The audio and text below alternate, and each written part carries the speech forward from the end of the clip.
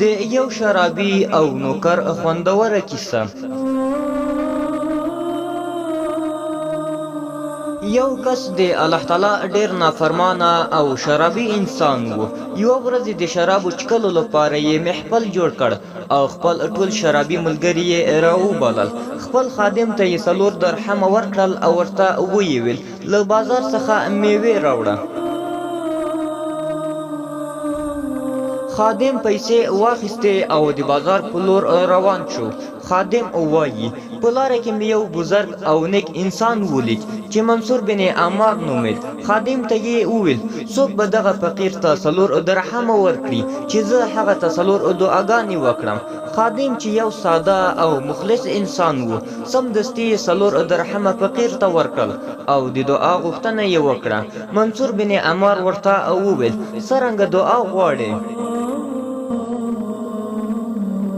خادم وویل اول داسې دعا چې زه له غلامي څخه خلاص شم.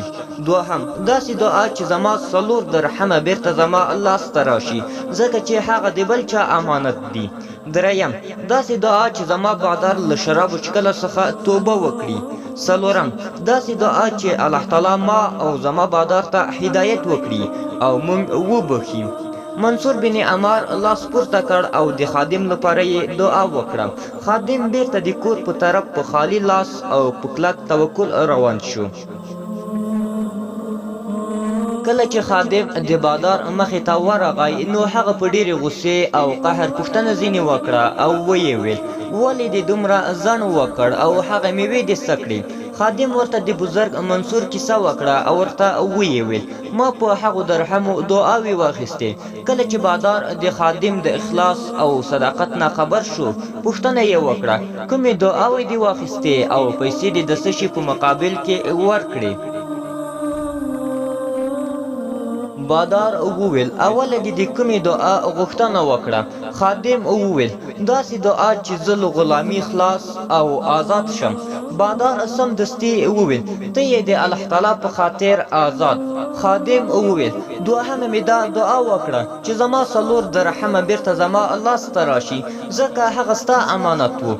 بادار د 4 درهم په ځای 4,000 درهم ورکړل. خادم وویل دریمه دعا مې دا وه چې زما بادار د شرابو چکلو څخه توبه وکړي. بادار سر ټیټ کړ او په زور یې وژړل او د شرابو ډک ګیلاس یې په خپل سر مات کړ او په چیغو چیغو یې الله تعالی ته توبه وکړه. خادم زیاته کړه او ویې ویل 4مه دعا مې دا وه چې الله تعالی ما او زما بادار ته هدایت وکړي او موږ وبخي. بادار یې په جواب کې وویل 4م سوال د زما تر وس او توان پورته دی زه یې د پوره کولو توان نه لرم. دا صرف د الله تعالی په واک او اختیار کې ده. کله چې شرابي ماښام ویده شو نو په خوب کې یې ولیدل چې الله تعالی ورته په خوب کې وفرمایل چې تا دومره همت وکړ چې هغه 3 سوالونه دې قبول کړل کوم چې ستا په توان او قدرت پوره وو. نو ما ستا او ستا د غلام منصور او د ټول مجلس ګناهونه معاف کړل.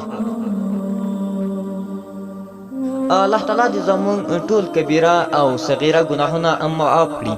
ابو درداء رضی الله تعالی عنہ فرمایلی دي په خپلو دعاګانو کې ډېر کوشش کوئ ځکه څوک چې دروازه ډېره ټکوي خامخا ورته یو ځل خلاصیږي.